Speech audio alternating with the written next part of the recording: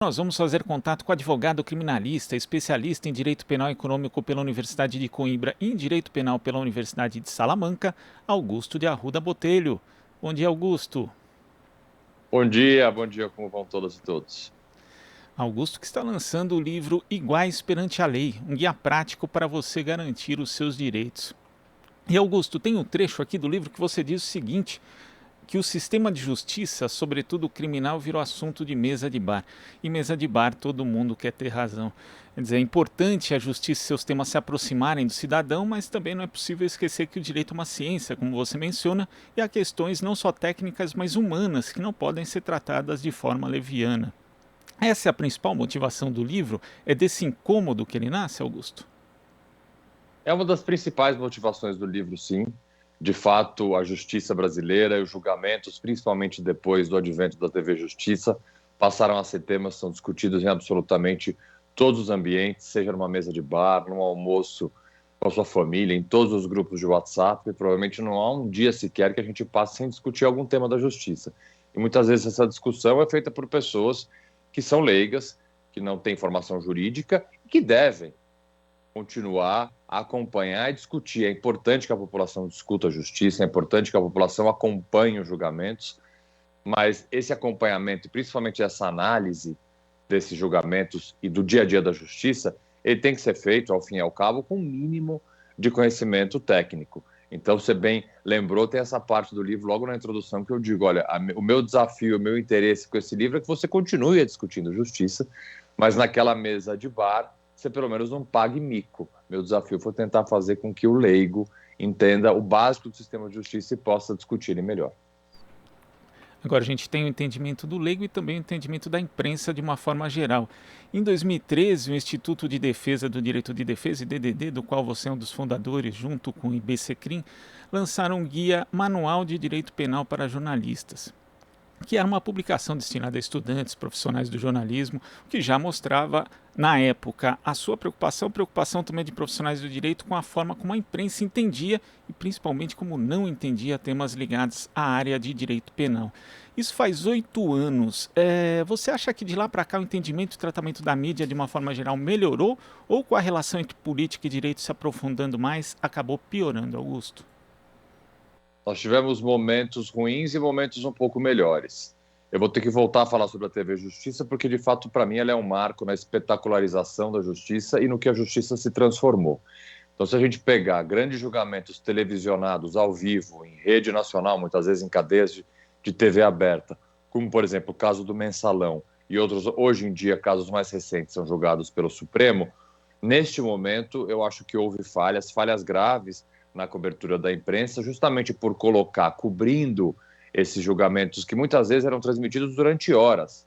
Jornalistas que, apesar de sua capacidade técnica muito boa para o jornalismo, não tinham conhecimento jurídico necessário para comentar sobre esses temas. Então, muitas vezes nós víamos, por exemplo, jornalistas comentando aspectos técnicos, processuais de um processo, sem terem esses jornalistas qualquer formação jurídica, e muitas vezes esse comentário equivocado do ponto de vista técnico, e aqui não é nenhuma questão de concordar ou não concordar, é simplesmente estar errado, né? Porque você falou bem, direito é uma ciência, então você, apesar de haver, obviamente, espaço para divergências, e uma das belezas do direito justamente é isso, você pode interpretar a lei e fazer um julgamento embasado tecnicamente, mas de forma diferente, mas muitas vezes nós víamos a cobertura da imprensa se posicionando de forma completamente equivocada. Então, isso é prejudicial.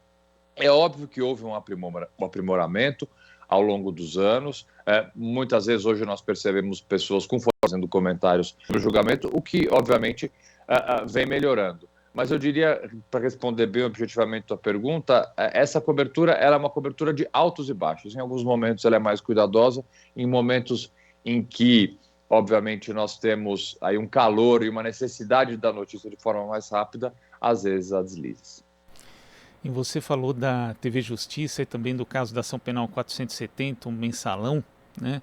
E uma vez eu entrevistei o Antônio Cláudio Maris de Oliveira, que também atuou no caso. Ele falava que ficou assustado com o comportamento de ministros, alguns comedidos que passaram inclusive a usar expressões impróprias, outros que falavam olhando sempre para a câmera, outros que davam votos de 1 hora quando o placar já estava 8-0, e você inclusive cita, né, isso também no seu livro. De que forma a ação penal 470 e o circo midiático em torno dela contribuíram para a politização do sistema de justiça brasileiro? Contribuíram sobremaneira. Eu acho que é o início, o grande marco inicial da espetacularização da justiça, como nós percebemos e como nós acompanhamos hoje, é a ação do mensalão. Porque o que estava sob julgamento ali, muito mais do que pessoas físicas, muito mais do que cidadãos, isso alguns ministros mesmo chegaram a dizer isso, era uma espécie de plano de poder, né? Nós tínhamos um partido político, nós tínhamos uma ideologia no banco dos réus, e obviamente, a partir do momento então que aquilo televisionado era acompanhado por toda a população, você tinha aqueles que votaram num partido político X ou Y, você tinha aqueles que se alinhavam mais à ideologia A ou B, acompanhando aquele julgamento. Então, é natural que este acompanhamento não era um acompanhamento imparcial. Eu digo isso hoje, muitas vezes, e o mensalão começou assim, e hoje nós estamos, vamos dizer, de certa forma, piorados com essa forma apaixonada e pouco técnica de se acompanhar um julgamento. Hoje, eu ouso dizer que muitas vezes acompanhamos um caso, um julgamento feito pelo Supremo Tribunal Federal, quase como uma torcida, quase como quem acompanha um jogo de futebol. Não importa o resultado, se for contra ou a favor do meu time, eu vou me posicionar de forma diferente. E digo, volto a dizer, o mensalão é o início realmente dessa trajetória midiática pela qual a justiça passa hoje em dia. E já adiantando para você uma reflexão, uma etapa e um momento que entendo eu irreversível. Eu acho que não tem como voltar atrás. A TV Justiça, por mais que eu tenha críticas, acho pouquíssimo provável que os julgamentos deixem de ser televisionados, e acho pouquíssimo provável também que ministros entendam que o protagonismo que eles têm que ter é um protagonismo dentro dos autos, um protagonismo dentro do processo e um menor protagonismo em frente das câmeras, um menor protagonismo na imprensa. Acho que não voltaremos atrás jamais nesse momento. E às vezes a espetacularização se dá até mesmo sem a transmissão ao vivo, como a gente viu, por exemplo, no caso da Operação Lava Jato. Nesse aspecto, ela é uma espécie de mensalão 2.0 em termos de espetacularização da justiça? Ela chega a ser pior, né? Porque a Operação Lava Jato, se a gente fizer uma comparação de dramaturgia, enquanto o mensalão foi uma novela, vamos dizer assim, a Lava Jato é uma série, e é uma série com várias temporadas, né? Nós tivemos quase 90 fases da Operação Lava Jato. Isso são, pelo menos, se a gente pegar uma série que tem aí 10 episódios, são várias etapas de uma longa série. Então, que era acompanhada pela população apaixonadamente. Quando nós percebíamos, por exemplo, que muitas dessas fases, dessas operações eram deflagradas às sextas-feiras, como é natural que aconteça, a maioria das operações policiais, pelo menos acontecia às sextas-feiras por uma questão de logística. Então a população ansiosamente aguardava aqueles empresários famosos ou políticos aparecendo na TV ao lado do japonês da Federal, até personagens você tinha. Então a Lava Jato, eu acho, mais do que 2.0, é uma transformação completa na espetacularização, até porque as audiências começaram a ser transmitidas. Então, se a gente não tem a TV Justiça transmitindo julgamentos, a gente tem audiências sendo transmitidas, como foram da Lava Jato. Então, é um marco, outro marco. Os dois principais marcos da espetacularização, para mim, é o mensalão e depois a Lava Jato. E falando ainda de Lava Jato e também do fato de jornalistas errarem no ponto de vista técnico, Augusto, até hoje tem profissionais de imprensa que dizem que o ex-presidente Lula se livrou por conta de uma tecnicalidade ali das condenações no âmbito da Lava Jato, ou por uma mera formalidade. Você apresentou o primeiro pedido de suspeição do Moro em 2014, né? Você chegou a contar isso no Twitter. Então queria que você falasse o quão grave é para qualquer cidadão ser julgado por um juiz suspeito. A imparcialidade da justiça ela é tão importante que ela está representada numa das imagens mais conhecidas que nós temos da justiça, que é a balança, uma venda nos olhos. O que é a venda dos olhos da balança da justiça? Aquela estátua que está na frente do Supremo Tribunal Federal, que está na capa de tantos livros. Ali está a imparcialidade. A justiça é cega, ela não tem lado. A balança está equilibrada com os olhos vendados. Essa é a imagem que a justiça tem, de tamanha importância que a imparcialidade de um juiz esteja sempre em todos os atos do processo. Ou seja, se nós pegarmos um processo e colocarmos ele de uma forma geográfica, o processo é um triângulo, um processo criminal, né?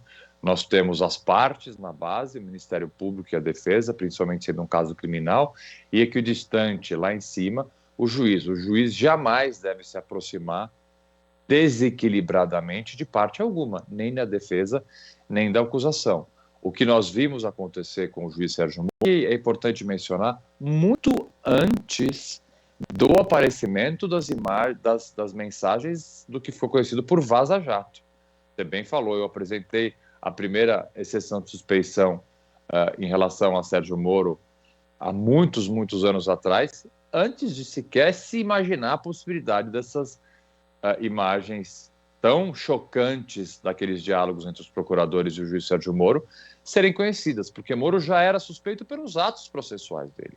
A partir do momento em que ele antecipava julgamentos de mérito, que nós chamamos, em despachos, por exemplo, que decretava prisões preventivas. Uma prisão preventiva é uma prisão processual. Você tem que justificar por que processualmente você precisa prender alguém. Moro fazia muito diferente. Moro já condenava a pessoa num decreto de prisão preventiva.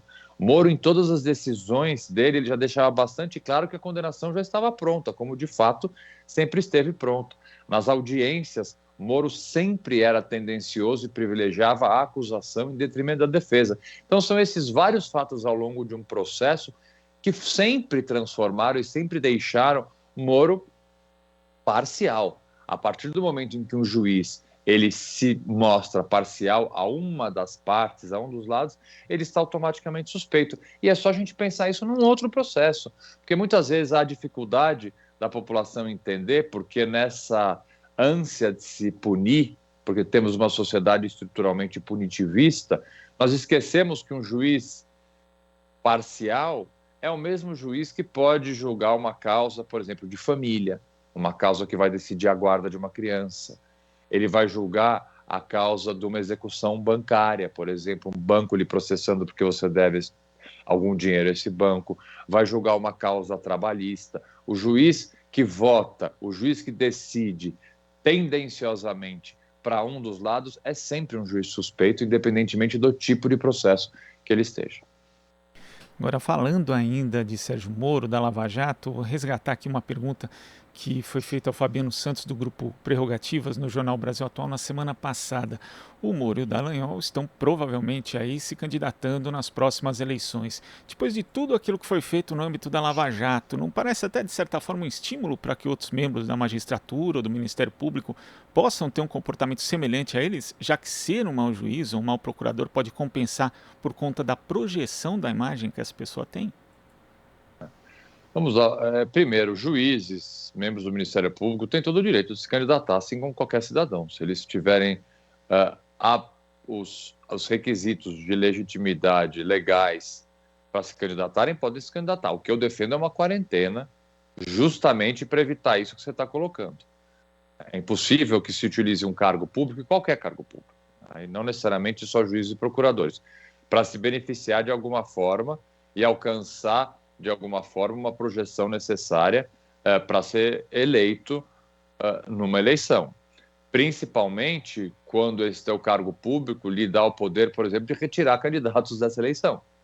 Quando esse teu cargo público lhe dá direito, por exemplo, de processar, entrar com ações de improbidade e outros tipos de processo contra virtuais possíveis opositores seus. Então, a gente tem que entender que o poder que a caneta de um juiz e um membro do Ministério Público tem é um poder diretamente ligado a algo que pode, num futuro próximo, vir a influenciar uma eleição. Por isso que é necessária uma quarentena, um prazo. Vamos imaginar o seguinte: um membro do Ministério Público move centenas de ações de improbidade ou qualquer tipo de ação contra um sem número de pessoas e poucos meses depois ele vai disputar eleições com essas pessoas.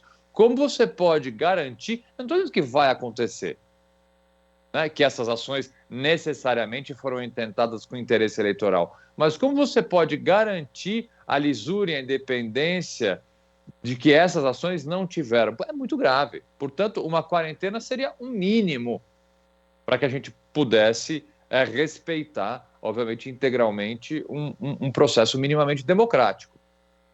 Agora, com relação à candidatura de Deltan e Moro, acho que são duas coisas que precisam ser ditas. Primeiro, fica evidente, assim, o ápice e a finalização. Se a gente pegar a Lava Jato como uma história, um livro, esse é o capítulo final daquilo que eu, pelo menos, venho há anos dizendo, né? A Lava Jato nunca foi apenas sobre combater a corrupção, a Lava Jato era, assim, um plano de poder, e agora fica bem claro, né?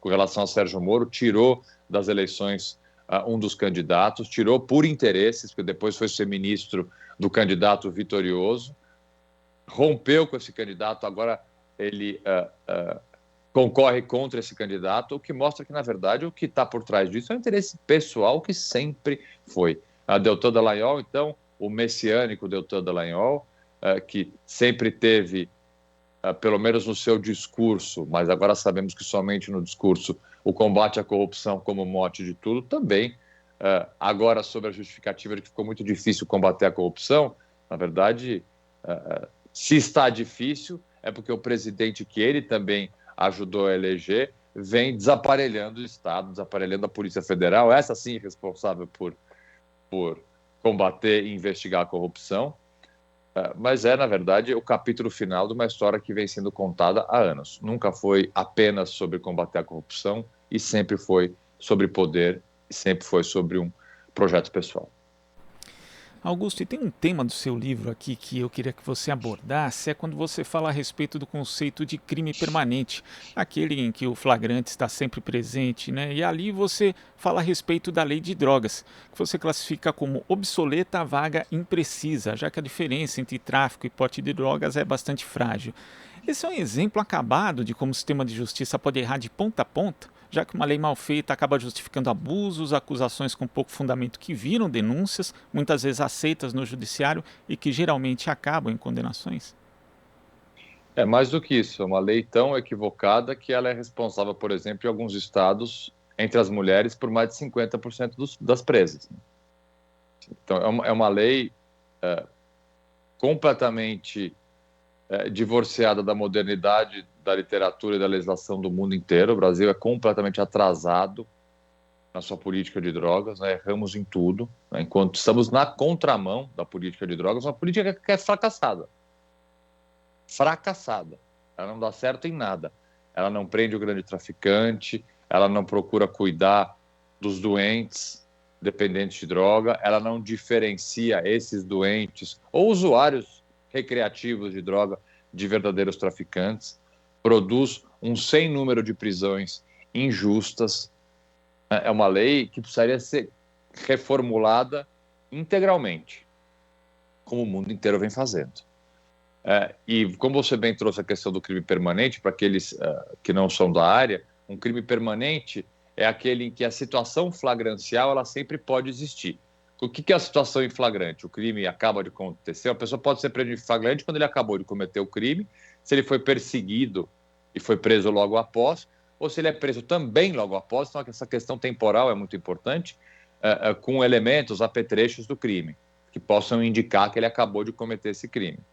É um crime flagrante, não, você pode ser preso, um crime permanente, você pode ser preso em flagrante a qualquer momento. E o tráfico de drogas é um desses crimes permanentes, o que justifica, muitas vezes, a invasão de domicílios, na imensa maioria das vezes em comunidades carentes, sob a justificativa que muitas vezes vem de uma denúncia anônima de que naquela casa, naquele barraco, naquela viela, é um local de tráfico de drogas. Então, só essa informação, ela serve muitas vezes para aquilo que nós, infelizmente, acompanhamos tanto, que é a polícia chutando a porta da residência de alguém, supostamente para procurar e verificar uma denúncia de tráfico de drogas, quando, na verdade, essa denúncia sequer existe, para vasculhar, para ilegalmente conduzir pessoas à delegacia e cometer aí as ilegalidades que nós costumamos, infelizmente, a ver. Augusto, e para a gente te liberar, você fala também dessa questão do senso comum, que as pessoas falam que o Brasil é um país da impunidade, mesmo tendo uma das populações carcerárias mais numerosas do mundo. E tem um trecho que você diz o seguinte no livro: a sociedade brasileira é estruturalmente racista e punitivista. Aqui acredita-se que a prisão sempre deve ser rápida, quase imediata, se possível até sem processo. O que fazer? Como começar um trabalho para tentar reverter essa cultura punitivista que é tão arraigada no Brasil? Dificílimo, dificílimo, porque você já respondeu certa parte, é uma cultura enraigada. A questão que faz com que isso seja muito difícil de alteração é que, de fato, é justificável a sensação de impunidade. Apesar de que nós não somos o país da impunidade, nós somos um país que prendemos muito mal, somos sim a terceira maior população carcerária do mundo, e num marco de normalidade dessa estrutura punitivista, uma pessoa presa hoje por um crime de roubo, por exemplo, ela vai permanecer presa até o final do processo e muito provavelmente vai cumprir quase que integralmente a sua pena em regime fechado, o que desmistifica uma série de folclores e questões, mantras equivocados que nós temos sobre o sistema de justiça. Mas o que está por trás dessa sensação de impunidade, já que ela não está atrelada, então, ao fato de que nós não prendemos, que nós prendemos muito, é o aumento da criminalidade. A criminalidade não para de aumentar, a sensação de insegurança e o fato de que muitos crimes não são solucionados. A impunidade, ela está muito mais ligada à falta de solução, à falta de verificação do autor de uma série de crimes, do que propriamente a punição desses autores quando eles são encontrados. Se a gente pegar o crime de homicídio, por exemplo, que é um exemplo muito claro, em alguns estados a taxa de solução dos crimes de homicídio não chega a 20%. Ou seja, 80% daqueles que cometem um homicídio se veem impunes, nunca são pegos. É aí que está a impunidade. E como é que a gente altera isso? De uma forma difícil, que é investindo muito dinheiro e muito tempo. E nada que passe por grandes investimentos e tempos interessa à classe política. Nós sempre procuramos dar o quê? Soluções milagrosas, geralmente através de alteração de lei que não serve para nada. Se tem uma coisa, e eu trato isso no livro também, se tem uma coisa que não adianta absolutamente nada, e a estatística e a história mostra, é aumentar a pena de crime. A primeira resposta que o legislador dá quando a criminalidade aumenta é: vamos alterar a lei e aumentar a pena. Isso não adianta absolutamente nada. Não tem um crime na nossa história cuja incidência diminuiu a partir do aumento de pena. O que nós precisamos fazer é investir nas polícias, investir melhor na investigação, começar a punir mais rápido, fazer a justiça ser uma justiça mais rápida, que de fato nós temos uma justiça muito lenta, que também colabora para essa sensação de impunidade. Então, todas as soluções possíveis para responder longamente essa tua pergunta são soluções a longo prazo e custosas. Isso é o tipo de coisa que não interessa àqueles que efetivamente poderiam colocar a mão na massa. Augusto, queria agradecer aqui a sua participação e fica a dica para quem acompanha o Jornal Brasil Atual do livro Iguais Perante a Lei, um guia prático para você garantir seus direitos pela editora Planeta. Muito obrigado, Augusto. Até a próxima.